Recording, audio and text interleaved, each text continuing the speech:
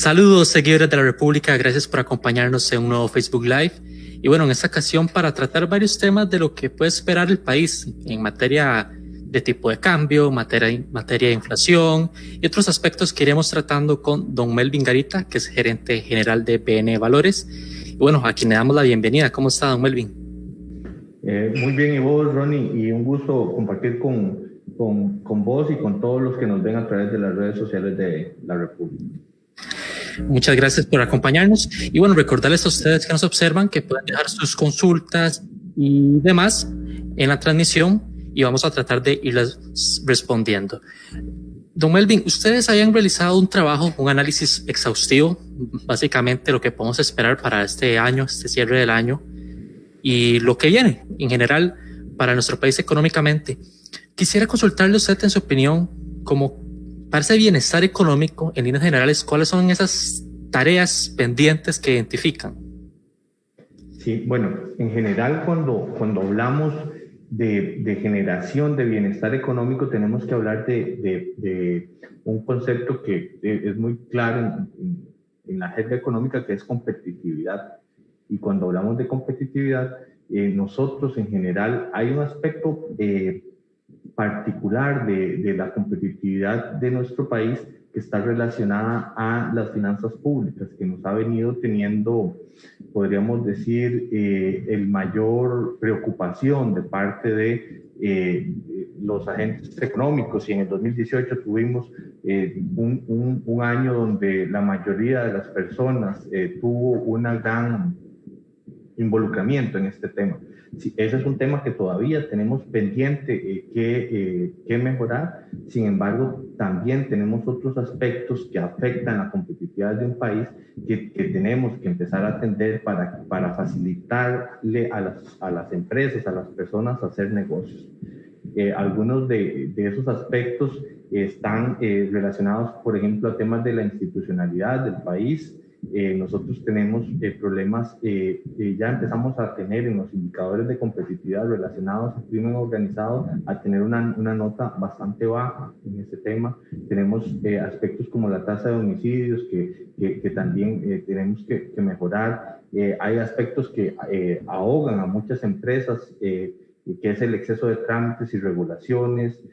Hay el marco legal para arreglar disputas, también es otro aspecto que tenemos que mejorar desde este punto de vista de la competitividad desde el apartado institucional.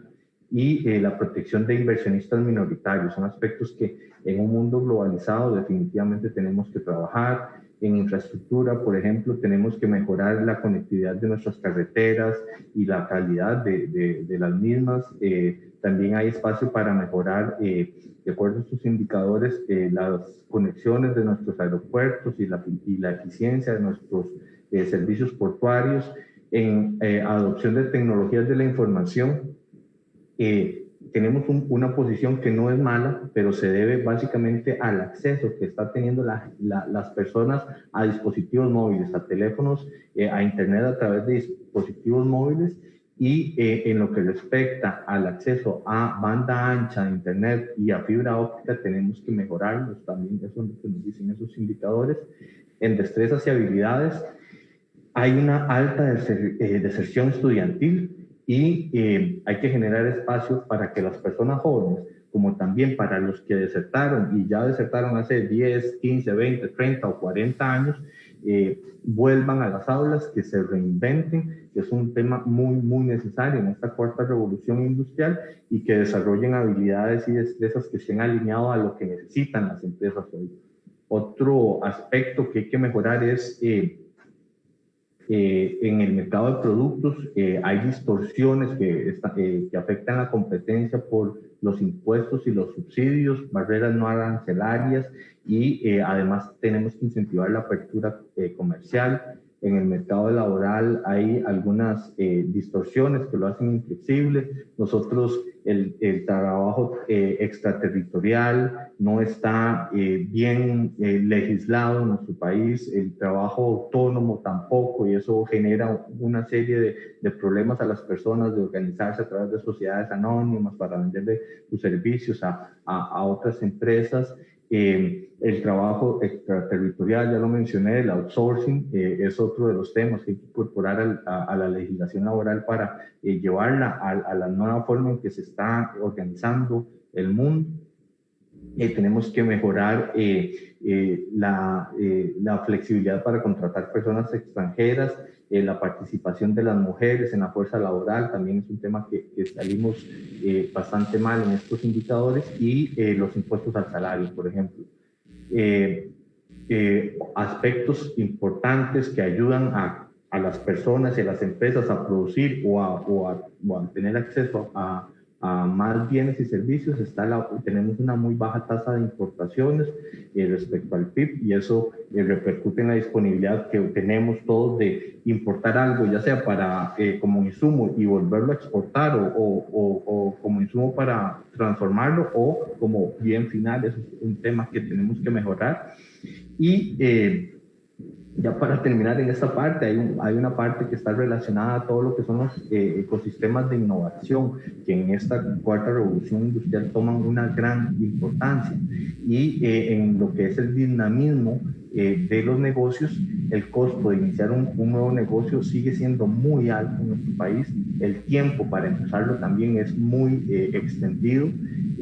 Los procesos que regulan el marco de las quiebras son muy engorrosos, y eso hace que un concepto que se conoce como la tasa de recuperación sea relativamente baja.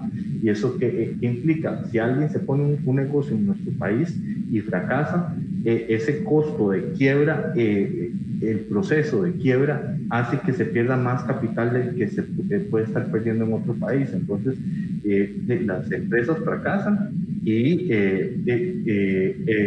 vamos a ver, esa dinámica empresarial se basa en que van a haber algunas que tienen éxito y siguen, otras fracasan, y la idea es que esos procesos de quiebra permitan que se mantenga un porcentaje del capital invertido mayor. ¿Con qué objetivo? Con que ese mismo empresario, ese micro, pequeño o mediano empresario pueda volver con ese capital que le queda a volver a reincorporarse al mercado con otra idea de negocio, o que esa misma idea de negocio que estaba tratando de implementar la mejore y se reincorpore de nuevo a la producción. Eso es un tema que tenemos que definitivamente que tratar. Y ya para terminar con este aspecto, la parte de innovación, estamos bastante mal. Tenemos en lo que es nuestros centros de investigación no están generando ni la cantidad ni la calidad de investigaciones científicas requeridas, y tampoco las que estamos haciendo, que no son ni muchas ni muy buenas en términos generales, no se están traduciendo en patentes. Entonces, no, digamos, es necesario dar la inversión en investigación y desarrollo para generar estos ecosistemas de innovación que necesitan, obviamente, todas las que cumplimos aquí. Y bueno, son muchos aspectos, como estamos notando. Si vamos a tratar varios indicadores en específico, y quiero en específico 3, quizás que son de los que más están llamando la atención, y luego vamos a buscar la relación de por qué esos.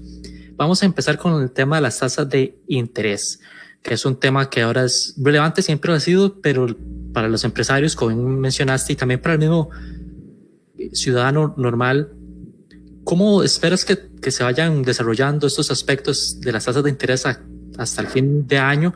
También considerando que el Banco Central ha pues tomado medidas en ese sentido, agilizando un poco. ¿Cómo visualiza ese apartado? Perfecto.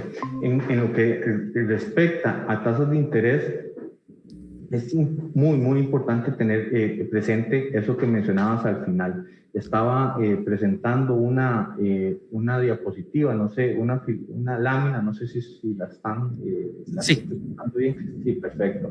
Entonces, aquí hay un tema muy, muy importante que tomar en cuenta, y es que los bancos centrales, no solo en Costa Rica, sino en el resto del mundo, han tomado una política monetaria expansiva. ¿Qué quiere decir eso? Que están utilizando todas las herramientas que tienen a su disposición para tratar de suavizar los efectos que el coronavirus está teniendo en la economía. O sea, si vamos a caer un 8%, el Banco Central está poniendo dinero en circulación, le está poniendo incentivos para disminuir las tasas de interés con el objetivo de que esa caída eventual de 8 se convierta en una de 6, 5, 4 o 3 o 0, si fuera posible. Entonces, básicamente están tomando todo ese arsenal de instrumentos, como nos di cuenta, para tratar de suavizar la caída y que sea lo más suave posible. Eso hace que las tasas de interés, no solo en Costa Rica, sino alrededor del mundo, estén en niveles excesivamente bajos, históricamente bajos, y como podemos ver, acompañados de una inflación, un aumento de los precios también bajo, debido a principalmente esa caída que está teniendo la actividad económica. Esto a lo que nos lleva es que las expectativas de tasas de interés en colones por estos aspectos que mencionaba es de unas tasas relativamente estables con leves presiones al alza. Hay un tema muy importante y es que hay que considerar y que podría afectar este panorama, y es el relacionado a qué vaya a ocurrir con la consolidación de nuestras finanzas públicas. Bueno, ayer nos dimos cuenta que ya los diputados aprobaron uno de los préstamos con el Fondo Monetario Internacional, el acceso a este tipo de financiamiento, mientras se toman otras medidas para equilibrar las finanzas públicas, es fundamental. Y ese aspecto tener acceso a recursos externos mientras se toman las medidas que afecten ingresos y gastos del gobierno central, y permitan que la deuda deje de aumentar, es básico en este panorama. Si tuviéramos algún problema de acceso a ese ahorro externo, lo podemos partir en dos. Está el ahorro interno de todos los costarricenses, de todos los residentes, y está el ahorro del resto del mundo, que es el 99.93% de la producción está fuera de nuestras fronteras. Entonces, el acceso a esos recursos externos, complementando el ahorro interno, es el que nos podría permitir tener ese panorama de tasas de interés relativamente estables para lo que resta del 2020 y para el mismo 2020. Y bueno, estamos observando, también el tema de la inflación, que recordemos que la meta es entre 2 y 4%. ¿Usted cómo visualiza que se comporte este tema y qué implicaciones tendría que se encuentre por debajo de ese 2 y 4% o por encima? Que no creemos que esté por encima, pero que para la gente que quizás no entienda ese aspecto. Es sumamente interesante. ¿Por qué? Porque hay un tema que tiene que ver con los efectos que puede tener la inflación en las deudas de las personas. Cuando una persona tiene deudas y la inflación se vuelve negativa y además hay una contracción económica como la que estamos teniendo en este momento, ¿qué es lo que ocurre? Bueno, yo necesito, por ejemplo, yo tomé una deuda y tengo que pagar 100 colones al mes de cuota y principal, ¿ok? Y yo lo que hago es vender lápices, y los lápices que vendo valen 1 colón y tengo que vender al menos 100 lápices para poder pagar mi cuota. ¿Qué pasa? Si los precios, en lugar de aumentar o estar estables, empiezan a disminuir, yo ya no tendría que vender más de 100 lápices para pagar la misma cuota. Por ejemplo, si ya los lápices no valen 1 colón y valen 90 céntimos, ya voy a tener que vender 109, 110 lápices para poder pagar la misma cuota. ¿Y qué es lo que hace? Que en términos reales, en términos del esfuerzo de la persona o de la empresa, el costo de la deuda aumente. Y eso es un tema que todos los banqueros centrales lo tienen muy claro alrededor del mundo, y por eso es que han venido acompañando sus medidas de disminución de tasas de interés con inyecciones de liquidez a la economía, con el objetivo de que la inflación deje de caer, como lo vemos en el gráfico, y que empiece a aumentar en los próximos meses. En otras economías, si nosotros vemos, por ejemplo, las expectativas de inflación en Estados Unidos, en Europa, en la zona euro, en Japón o en el Reino Unido, vemos que efectivamente tienen una trayectoria similar a la que vemos para Costa Rica y que ya empiezan a devolverse. Y eso se debe básicamente a estas acciones que están tomando los bancos centrales para que no entrar en esa dinámica que les mencionaba de que las deudas se vuelven más difíciles de pagar porque tengo que producir más para pagar la misma deuda, ¿verdad? Entonces, es parte muy importante, digamos, de lo que ha venido ocurriendo internacionalmente y que acá también el Banco Central lo está considerando. Y algo que podemos ver en la filmina es efectivamente, como ven ustedes aquí, las expectativas de inflación se mantienen relativamente estables. Lo que quiere decir esto es que las personas, las familias, las empresas están esperando que, bueno, ya después de la caída que estamos teniendo en este momento, la inflación vuelva a levantar como ya está ocurriendo, digamos, en otros países. Y bueno, siguiendo con despejando un poco de fantasmas y temores, es el tema del tipo de cambio, que es un apartado que recientemente muchos se han asustado porque está cercano a los 600, en agosto ha rondado esa cifra. Y entonces quería consultarle a usted, ¿por qué no hay que alarmarse por ese tema del tipo de cambio? Y una explicación para que la gente quizás entienda un poco el comportamiento de este indicador. Perfecto.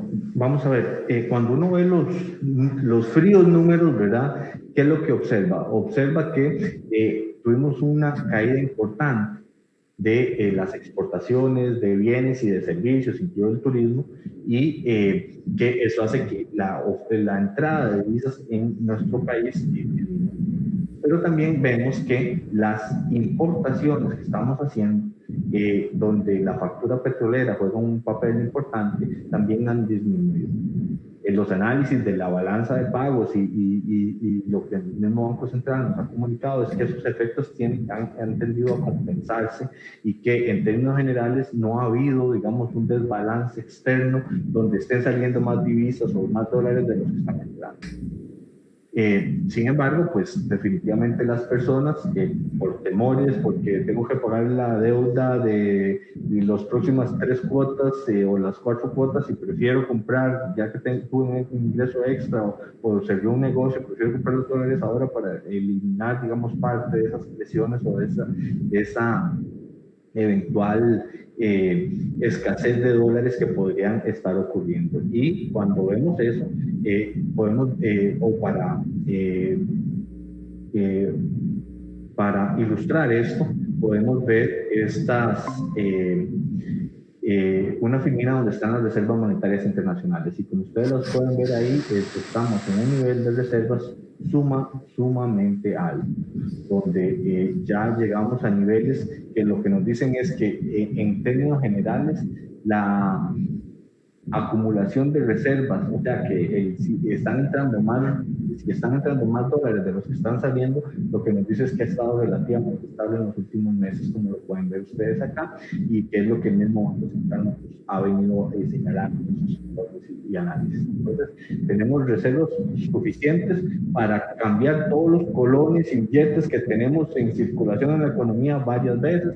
Entonces, ¿qué es lo que la gente tiene que tener clara? Que el Banco Central obviamente que va a permitir una flotación dentro de los rangos que ellos consideran estables y que no generan problemas a la economía, pero si hubiera algún problema de temor respecto a la evolución del tipo de cambio, pues, y que no tenga no esté fundamentado esos temores, pues efectivamente tenemos reservas suficientes para hacerle frente a esas salidas de dólares. Y otro tema muy, muy importante es el mismo financiamiento que está teniendo el gobierno en moneda extranjera. Esto lo que nos dice es que además de que lo que hacemos los entes privados está más o menos equilibrado, por el lado de las finanzas públicas, el gobierno va a estar trayendo dólares que uno los va a utilizar para pagar deuda en dólares y otros los va a utilizar eventualmente para trasladarlo a algunos otros gastos que pueda estar teniendo o deudas que pueda estar teniendo también. Entonces, en este panorama no deberíamos de alarmarnos. El tipo de cambio en estas épocas tiende a tener ese tipo de comportamientos y eventualmente cuando terminen todas las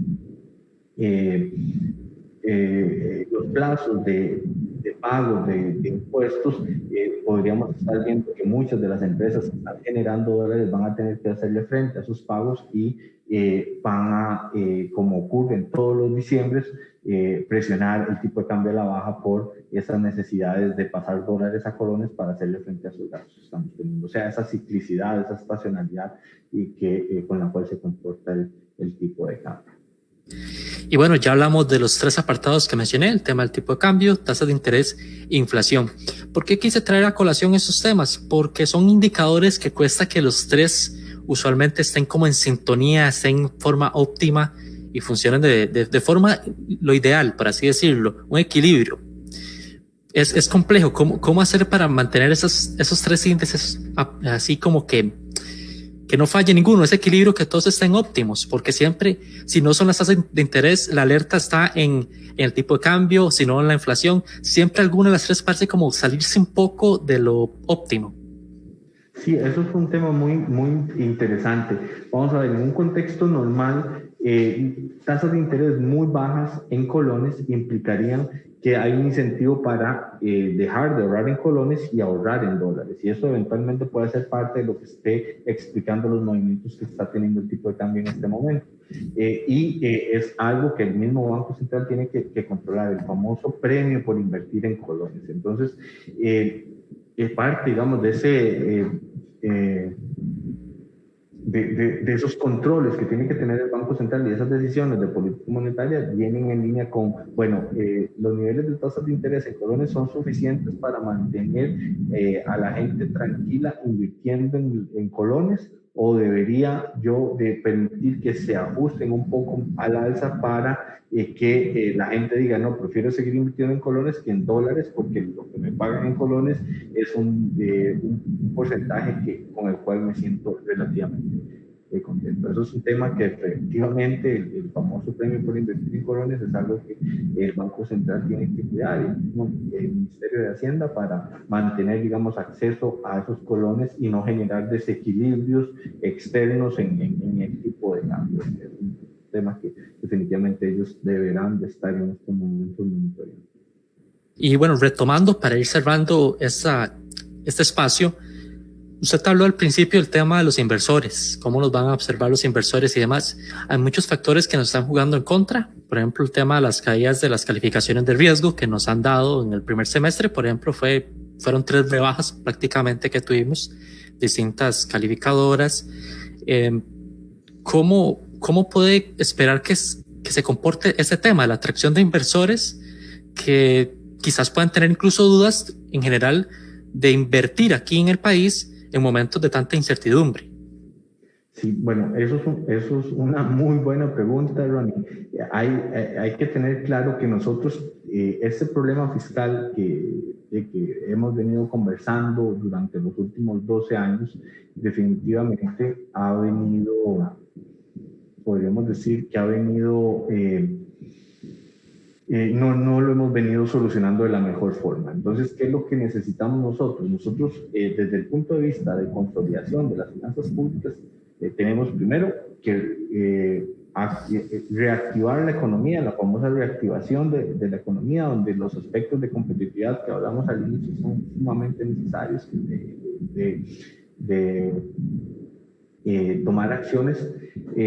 Esto nos ayudaría a empezar a crecer y generar ingresos tanto para el gobierno como a hacer la economía mayor y más diversificada, tener mayores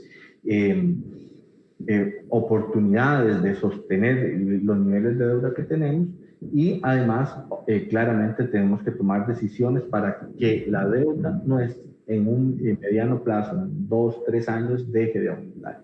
Ya hace 2 años se aprobó la regla fiscal. La aplicación de esa regla fiscal es fundamental para poner esos controles a los gastos con el objetivo de que ya esos gastos dejen de disparar el déficit fiscal y por ende el crecimiento de la deuda, y empecemos ya en un momento donde esa deuda deje de aumentar, se estabilice y empecemos a abonar a esa deuda, a bajarla y ojalá poderla llevar en cuestión de 10, 15 años a niveles de 40% o 30% respecto a la producción total, y con eso pues acentuar, digamos, la tranquilidad de todos los inversionistas. Pero tenemos que darle vuelta, digamos, a esa tendencia a aumentar que tiene la deuda, y es un proceso, cuando digo 10 o 15 años, no estoy exagerando, es un proceso de largo plazo.